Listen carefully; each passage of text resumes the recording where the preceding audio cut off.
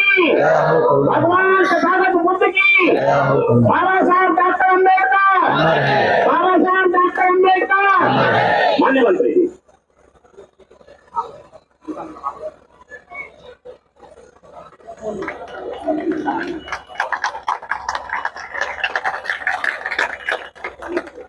दुनिया को मानवता और शांति का संदेश देने वाले तथागत भगवान बुद्ध,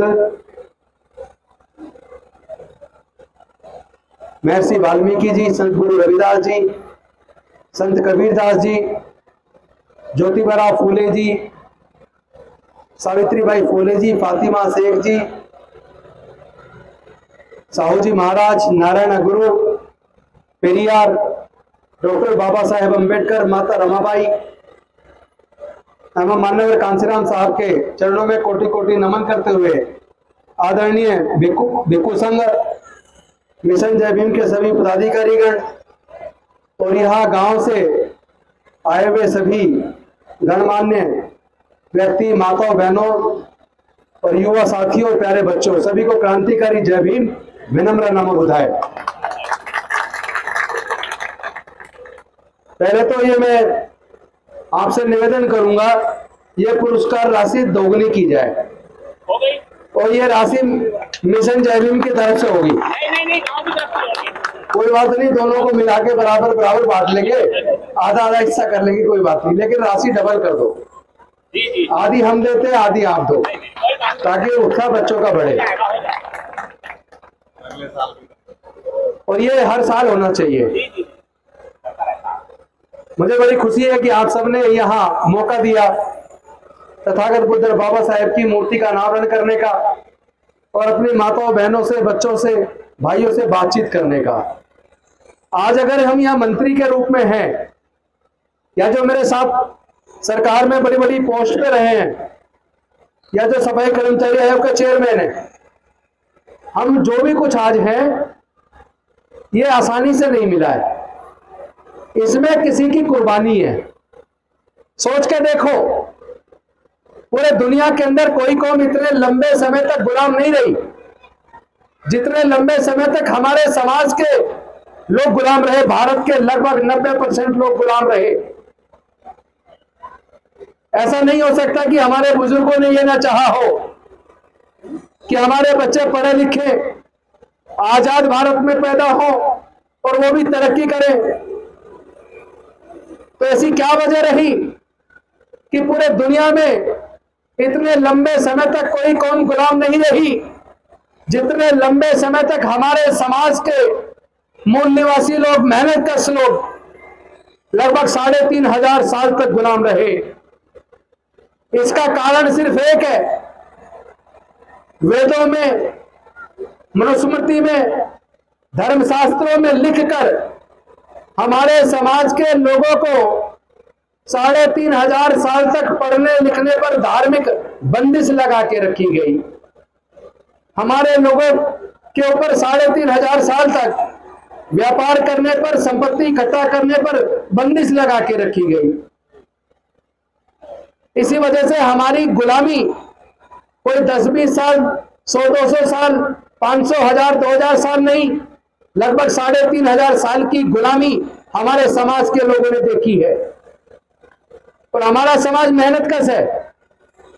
सभी प्रकार के उत्पादन का काम, जितना खेत में उत्पादन होता है हमारे लोग करते हैं, जितना फैक्ट्रियों में निर्माण होता है हमारे लोग करते हैं। हमारे लोग हराम का नहीं खाते, अपनी मेहनत की कमाई खाते हैं। ये 3500 साल की गुलामी डॉक्टर बाबा साहेब अम्बेडकर ने अपना पूरा जीवन लगाकर, पूरा जीवन कुर्बान कर ये आजादी हमें दिलाई। हमारे लोगों के पढ़ने लिखने के रास्ते खोल दिए। हमारे लोगों को ग्राम प्रधान, निगम पार्षद, सभासद, जिला पंचायत अध्यक्ष, चेयरमैन, एमएलए, एमपी, मंत्री, मुख्यमंत्री, राष्ट्रपति बनने का मौका जितने लोग हमारे बने हैं, चाहे बहन कुमारी मायावती मुख्यमंत्री बनी हो, चाहे रामनाथ कोविंद या के.आर. नारायणन साहब राष्ट्रपति बने हो, चाहे मैं आपका छोटा भाई राजेंद्र गौतम दिल्ली की सरकार में मंत्री बना हूं, ये केवल और केवल डॉक्टर बाबा साहब अम्बेडकर के जीवन संघर्ष की वजह से बना है, वरना हम कुछ बनने वाले नहीं थे। लेकिन आज हमें यह सोचना पड़ेगा, जो डॉक्टर बाबा साहब अम्बेडकर हमें देकर गए, जो हमारे पढ़ाई लिखाई के रास्ते खोलकर हमारे तरक्की के रास्ते बना के गए, जो हमारे लिए रिजर्वेशन की व्यवस्था करवाई, धीरे धीरे कुछ ही सालों में हमारे तरक्की के रास्ते दोबारा से बंद कर दिए गए हैं। आज से सरकारी स्कूलों को के स्तर को पूरे देश में बिल्कुल बर्बाद कर दिया है। सरकारी स्कूलों से पढ़े लिखे बच्चे आज शायद कामयाब नहीं हो सकते। पूरे देश के अंदर पिछले लगभग 15-20 सालों में 1.5 लाख से 1.25-2 लाख सरकारी स्कूल बंद हो गए। क्या देश की जनसंख्या कम हो गई है? जनसंख्या बढ़ रही है, तो सरकारी स्कूल और ज्यादा खुलने चाहिए थे। लेकिन सरकारी स्कूल बंद होना, सरकारी स्कूल कम होना, उनमें टीचर्स की व्यवस्था ना होना, इसका मतलब है यह साजिश है हमारे लोगों को पढ़ाई से फिर से रोकने की। एक दिल्ली की सरकार है जिसने अपने टोटल बजट का लगभग 25% लगाकर दिल्ली के सरकारी स्कूलों को इतना बेहतरीन बना दिया कि 2.5 लाख बच्चे प्राइवेट स्कूलों से नाम कटा के सरकारी स्कूलों में दाखिल हो गए। तो अगर दिल्ली के सरकारी स्कूल सुधर सकते हैं, क्योंकि सरकारी स्कूल में पढ़ता कौन है? सरकारी स्कूल में वो पढ़ता है जो गरीब है, जिसके पास इतना पैसा नहीं है कि अपने बच्चों को प्राइवेट स्कूलों में पढ़ाने का खर्चा उठा सके। इसीलिए जानबूझ के लोगों के पेट में दर्द हो गया कि जो लोग 3,500 साल गुलाम रहे, जिन्होंने कभी काम के बदले में पैसा नहीं मांगा, आज वो लोग अपने हक और अधिकार की बात करते हैं। आज वो लोग खेत में, फैक्ट्री में काम करने के लिए न्यूनतम मजदूरी मांगते हैं, तो उनके पेट में दर्द हो रहा है। वो सोच रहे हैं कि जो लोग बिना पैसे के काम करते थे, केवल घर का बचा कुचा खाना दे दिया, उसी पे अपना जीवन यापन करते थे, आज वो लोग बोलने लगे हैं और उनके पास ये बोलने की ताकत डॉक्टर बाबा साहब अम्बेडकर के दिए पढ़ने के अधिकार से और सरकारी नौकरियों से आई है। वो लोग चाहते हैं कि हमारे लोग पढ़े लिखे ना मजदूर बन जाए और फिर से गुलाम बन जाए, ताकि बिना पैसे में उनकी फैक्ट्रियों में और उनके खेतों में सस्ते मजदूर आ जाएं। लेकिन ये हम सब होने नहीं देंगे, हम ये चाल को कामयाब नहीं होने देंगे। ये जो मशाल जो तथागत बुद्ध से लेकर संत गुरु रविदास, संत कबीरदास जी से होते हुए, ज्योतिबा फूले से होते हुए, साहू जी महाराज, डॉक्टर बाबा साहब अम्बेडकर, कांशीराम साहब से होते हुए, जो मसाल लोग सोच रहे थे कि इस मसाल को कैसे जलाए रखेंगे, कौन लेके चलेगा, हमने संकल्प किया मिशन जय भीम ने, हम अपनी जान गंवा सकते हैं, यह मंत्री की कुर्सी छोड़ सकते हैं, लेकिन अपने समाज के हक अधिकार की इस लड़ाई को हम लोग मिशन जय भीम लेके पूरे देश में चलेगा।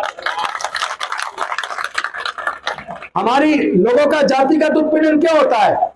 वो इसलिए होता है क्योंकि जब तक जाति रहेगी तब तक जातिगत उत्पीड़न रहेगा। जाति कुदरत ने नहीं बनाई। अमेरिका में जाति नहीं है, रसिया में जाति नहीं है, जर्मनी में जाति नहीं है, फ्रांस में जाति नहीं है, इटली में जाति नहीं है, स्पेन में जाति नहीं है, इंग्लैंड में जाति नहीं है, चाइना में जाति नहीं है, जापान में जाति नहीं है, कोरिया में जाति नहीं है, इंग्लैंड में जाति नहीं है, न्यूजीलैंड में जाति नहीं है, ऑस्ट्रेलिया में जाति नहीं है। जाति केवल भारत और भारत के सब कॉन्टिनेंट में है, और जाति की वजह से हमारे लोगों ने हजारों साल तक जुल्म झेला है। इसलिए आप संकल्प कर लो, अब जातियों को तोड़ने का समय आ गया है, जातियों को छोड़ने का समय आ गया है।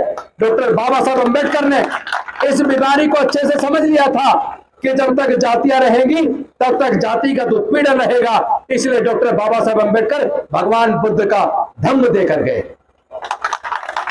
भगवान बुद्ध का धम्म, जिसमें समता, स्वतंत्रता, बंधुत्व, न्याय, करुणा, प्रज्ञा, शील और सबके लिए आगे बढ़ने का समान अवसर और सबके लिए न्याय सुनिश्चित है।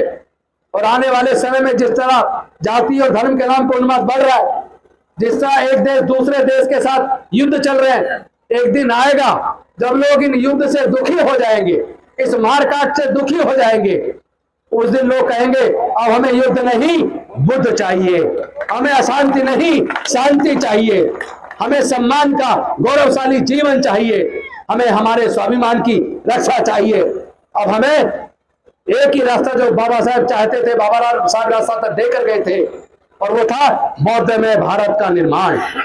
इसलिए हमने संकल्प किया है 2025 तक 10 करोड़ लोगों के साथ हम पूरे दुनिया के अंदर बौद्धमय भारत को चमकता हुआ देखना चाहते हैं। बौद्धमय भारत का हम निर्माण करेंगे। इन्हीं शब्दों के साथ ज्यादा नहीं बोलूंगा, जितना बोला उसको ध्यान से सोचना समझना। और आप सबसे निवेदन है, आज रात को सोते वक्त 15 मिनट मेरी बात पे विचार करना जो मैं आज बोल रहा हूं। हमारे पास आगे बढ़ने के लिए कुछ नहीं है, हमारे पास कोई जमीन जायदाद खेत की जमीन नहीं है, हम कोई फैक्ट्रियों के मालिक नहीं है। हमारे आगे बढ़ने का जो रास्ता खुला था वो शिक्षा के रास्ते से खुला था। एक रोटी कम खा लेना, एक जोड़ी कपड़ा कम सिलवा लेना, लेकिन अपने बच्चों को पढ़ाना जरूर। इस पढ़ाई को हथियार के तौर पर इस्तेमाल करो, अपने बच्चों का भविष्य का निर्माण करो। पढ़ाई को अपनी ताकत बना लो। यह पढ़ाई का रास्ता जो हमें आगे लेके जाएगा। ये जो जल जंगल जमीन जहां से अरबों खरबों रुपया पैदा होता है, ये कोई अपनी मां के पेट से लेकर पैदा नहीं हुआ। इसमें हमारा आपका सबका हक है, लेकिन हमें मिला नहीं। हमें इस हक को भी लेना, अपनी लड़ाई को लड़ना है। क्योंकि कोई मां के पेट से लेकर जल जंगल जमीन पैदा नहीं होता। जो प्राकृतिक संसाधन है देश में, उसमें हमारे लोगों को अपने हिस्से की जमीन चाहिए, और हम अपना हिस्सा लेकर रहेंगे। तो मैं निवेदन करता हूं, समाज को एकजुट करो। ये जिन लोगों ने जातियों में बांट के हमारे समाज का शोषण किया है, अब हम लोग तय कर लें कि हमें ये जातियां खत्म करनी है। हम जातियां छोड़ेंगे और दिलों को जोड़ेंगे, अपने समाज को जोड़ने का काम करेंगे। अपने समाज को जोड़ के एक ऐसे समाज का निर्माण करेंगे जहां समता, स्वतंत्रता, मैत्री, बंधुत्व और न्याय हो, जहां सबके कल्याण की भावना हो, सब साथ लेके चलें, जाति और धर्म के नाम पे कोई पक्षपात ना हो। ऐसे बौद्धमय भारत का हमें निर्माण करना है। यही संकल्प मैं आपसे करना चाहता हूं। जरूर रात को सोते 15 मिनट मेरी विचार करना, मेरी बात पे सोच के देखना कि बाबा साहेब अम्बेडकर ने अपना जीवन हमारे सबके लिए क्यों लगाया, क्यों उन्होंने अपने जीवन की कुर्बानी दी। उन्होंने अपना जीवन कुर्बान करके हमारे लिए ये आगे बढ़ने का रास्ता बनाया। लेकिन क्या जो बाबा साहब चाहते थे, क्या हम लोग वो काम कर रहे हैं? कहीं हम बाबा साहब अम्बेडकर का धोखा तो नहीं दे रहे? हम अपने बच्चों की आंख में आंख मिला के बात कर पाएंगे क्या? अगर हम लोग एकजुट नहीं हुए, हमने समता की लड़ाई को एकजुट होकर आगे नहीं बढ़ाया, तो वो दिन दूर नहीं है जिस दिन हमारे अपने बच्चे हमें कोसेंगे और कहेंगे तुम बाबा साहब के गद्दार हो, तुम समाज के गद्दार हो। आज अगर हम फिर से गुलाम हो रहे हैं तो ये सब आपकी वजह से है। तुमने बाबा साहब के आंदोलन को खत्म कर दिया, तुम्हें खुद मर जाना चाहिए। इसलिए अगर बच्चों की आंख में आंख मिलाकर सम्मान के साथ खड़ा होना चाहते हो तो इस समाज के न्याय की लड़ाई को हमें आगे बढ़ाना होगा। इन्हीं शब्दों के साथ मैं अपनी वाणी को विराम देता हूँ। बहुत बहुत धन्यवाद। नमो बुद्धाय। जय भीम, जय भारत।